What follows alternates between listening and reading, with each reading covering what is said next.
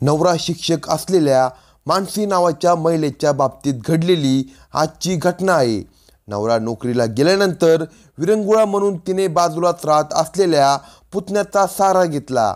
पुतण्याने महाविद्यालयातील शिक्षण नुकतेच पूर्ण केले होते, त्यामुळे तो तारुण्यात दिसत होता. त्याला मानसीने जवळ केले. मानसीच्या मनात जे काही होते ते त्याला माहीत होते. त्यानुसार पुतण्या असल्यामुळे त्याच्याही मनात काही आले नाही. काही काळातच मानसीच्या मनातील इच्छा त्याच्या लक्षात आली आणि तोही प्रतिसाद देऊ लागला. पुतण्याची पहिली वेळ होती. मानसीने दुपारच्या वेळी त्याला घरात घेतले. काही वेळातच दोघांमध्ये संबंधाला सुरुवात झाली. 2 तासामध्येच पुतण्या अचानक बेशुद्ध पडला. पुढे काय झाले ते आपण सविस्तर जाणून घेणार आहोत. चॅनलवर नवीन असाल तर कलम 302 या मराठी चॅनलला लगेच सबस्क्राईब करा. लातूर शहरामध्ये प्रकाशनगर नावाचा परिसर आहे. या परिसरात महेश नावाचा शिक्षक त्याची बायको मानसीबरोबर राहत होता. गेल्या काही वर्षापूर्वी त्याचे लग्न झाले होते. लग्न झाल्यानंतर त्याला मुलगा आणि मुलगी झाले. दोघांच्या संसाराचा गाडा चांगल्या प्रकारे चालू होता. लातूर शहरापासून काही अंतरावरच महेश हा शाळेत नोकरी करत होता. त्यामुळे रोज सकाळी 8च्या सुमारास तो ड्युटीवर जायचा. त्यावेळी बायको मानसी ही त्याला सकाळी टिफिन करून द्यायची. त्यानंतर दोघांची भेट ही डायरेक्ट संध्याकाळी होत होती. त्यानंतर मानसीचा मुलगा आणि मुलगी दोघेही शाळेत जायचे. त्या दोघांची शाळा ही दुपारी 12:30 वाजण्याच्या सुमारास भरायची. घरापर्यंत स्कूल बस जायची आणि दोन्ही मुलांना घेऊन यायची. आता घरी मानसी ही एकटीच असायची. सकाळचे कामे करून ती घरात एकटे थांबायची.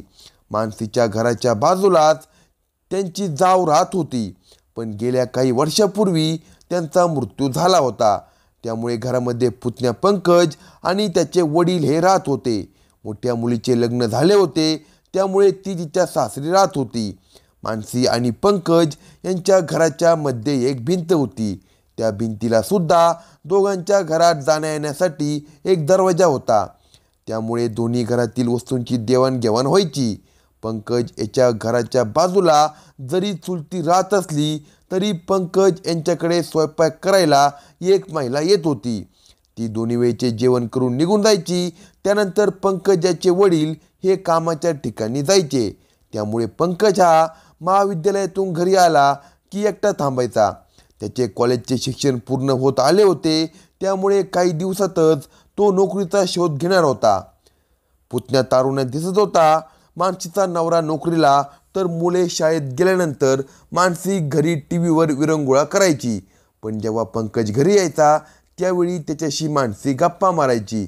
2 घर जरी असले तरी दोघेही एकटेच घरी असायचे. काही दिवसांचा कालावधी निघून गेल्यानंतर पंकज याचे महाविद्यालयीन शिक्षण पूर्ण झाले आणि मानसीने त्याच्यावर नजर फिरवायला सुरुवात केली. नवरा असला तरी मानसीच्या मनात पंकज घर करू लागला होता. दुपारच्या वेळेला दोघेही एकत्र जेवण करू लागले. जी भावना मानसीच्या मनात होती तीच भावना पंकज याच्या मनात निर्माण झाली होती. गेल्या काही दिवसापासून मानसी खूपच वेगळ्या नजरेने पंकज याच्याकडे पाहत होती.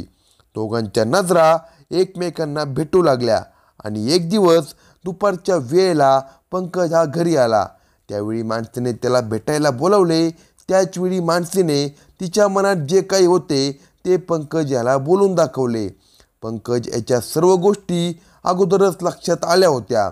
त्यामुळे पंकज याने मानसीला होकार दिला आणि काही वेळातच मानसी आणि पंकज यांच्यामध्ये शरीर संबंध सुरू झाले. दुपारची वेळ होती. 2 तास दोघांमध्ये जे काही चालू होते त्याचा परिणाम पंकज याच्यावर झाला, कारण त्याची ही पहिलीच वेळ होती. पंकज याने 2 तासाचा टप्पा पार करताच तो बेशुद्ध पडला. संध्याकाळचे 4 वाजले होते. त्याचवेळी मानसीचा नवरा शाळेतून घरी येण्याची वेळ झाली होती. पंकज याची अवस्था पाहून मानसी हादरून गेली. पण काही वेळातच पंकज हा शुद्धीवर आला. पंकज शुद्धीवर येताच मानसीला थोडा आधार वाटला. जे काही झाले होते त्यानंतर पंकज हा मधल्या दरवाजाने त्याच्या घरात पोहोचला. थोड्याच वेळात मानसीचा नवरा आला. जे काही झाले होते त्याची त्याला काही माहिती नव्हती. मुले देखील शाळेतून आले, मात्र पंकज आणि मानसी यांच्या चेहऱ्यावर ताण दिसत होता. काही दिवस निघून गेल्यानंतर पंकज आणि मानसीचे नित्य नियमाचे शरीर संबंध सुरू झाले होते.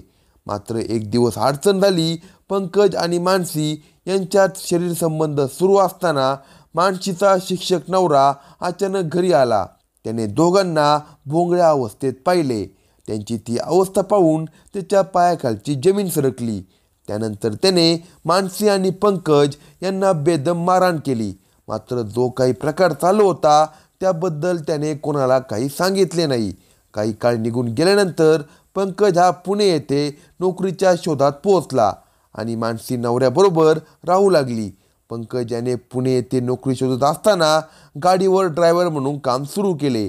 त्या ठिकाणी त्याने रूम भाड्याने घेतली. काही दिवसांचा कालावधी निघून गेल्यानंतर त्याने पुन्हा मानसीबरोबर संपर्क करायला सुरुवात केली. 2 मुलांची आई असलेल्या मानसीने सर्व काही झाल्यानंतर शांत बसणे गरजेचे होते. पण मानसी शांत बसली नाही. ती सुद्धा पंकज याच्याबरोबर संपर्कात राहू लागली. काही दिवसांचा कालावधी निघून गेल्यानंतर पंकज याने मानसीला, तुम्ही माझ्याबरोबर पुणे येथे राहायला येता का, असे विचारले. तेव्हा मानसीने होकार दिला. मानसीने होकार दिल्यानंतर पंकज हा रात्री 2च्या सुमारास आला. येताना तो गाडी घेऊन आला. मानसीला सर्व काही सामान घेऊन बाहेर येण्यास सांगितले. घरात नवरा आणि मुले झोपल्यानंतर मानसी मध्यरात्रीच्या सुमारास घरातून बाहेर पडली आणि पंकज व मानसी हे दोघेही गाडीने पुणे येथे आले. पंकज याने 1 RK खोली भाड्याने घेतली होती. गावाकडे मोठा बंगला सोडून मानसी एका रूममध्ये राहण्यासाठी आली होती. सकाळ झाली त्यावेळी मानसी घरात दिसून आली नाही. त्यावेळी तिचा नवरा हादरून गेला. मुले उठले होती. ते सुद्धा आईच्या नावाने ओरडत होते. पण मानसी त्यांना कुठेच दिसून आली नाही. मानसीचा नवरा पंकज याच्या लक्षात आले होते की हा सर्व काय प्रकार आहे. त्याने भावाला पंकजबद्दल विचारणा केली. त्यावेळी तो पुण्यात आहे असे समजले. त्याच्याशी संपर्क केला असता मानसी त्याच्याबरोबर असल्याचे लक्षात आले. 2 लेकरांना सोडून मानसी पुण्यात राहू लागली होती. 4 ते 5 दिवस तिथे राहिल्यानंतर परिस्थितीची तिला जाणीव झाली आणि महेश याला फोन करून ती म्हणाली, मी वापस येत आहे. जेव्हा मानसी नवऱ्याच्या घरी परत आली त्यावेळी नवऱ्याने तिला घरात घेण्यास विरोध केला. मुलांनी देखील आईजवळ जाण्यास नकार दिला. जे काही झाले होते ते अतिशय भयंकर झाले होते. नवरा महेश याने मानसी जे सामान घेऊन आली होती त्या सामानासह तिला तिच्या माहेरी सोडून दिले. जो काही प्रकार झाला होता त्याची सर्व माहिती झालेली होती. त्यामुळे मानसीचे आई वडील देखील काही बोलले नाही. काही काळ निघून गेल्यानंतर मानसी मामाकडे राहायला गेली. त्यानंतर तिने खूप वेळा नवरा महेश याला मला राहायला यायचे आहे असे सांगितले. पण नवरा महेश याने तिच्या एकाही प्रश्नाला उत्तर दिले नाही. काही दिवसातच महेश याने दुसरे लग्न केले. मानसीचे जे 2 मुले होते ते दोन्ही मुले आता महेशच्या दुसऱ्या बायकोबरोबर राहत आहे. जी काही भावना मानसीच्या मनात होती त्या एका भावनेमुळे तिचा संसार मोडला होता. त्यामुळे आपण जीवनात कशी जगतो यावर भरपूर काही अवलंबून आहे. एवढेच या स्टोरीच्या माध्यमातून सांगायचे आहे. अशाच नवनवीन क्राईम स्टोरी ऐकण्यासाठी कलम 302 या मराठी चॅनेलला लगेच सबस्क्राईब करा आणि आपल्या प्रतिक्रिया कमेंट बॉक्समध्ये कळवा.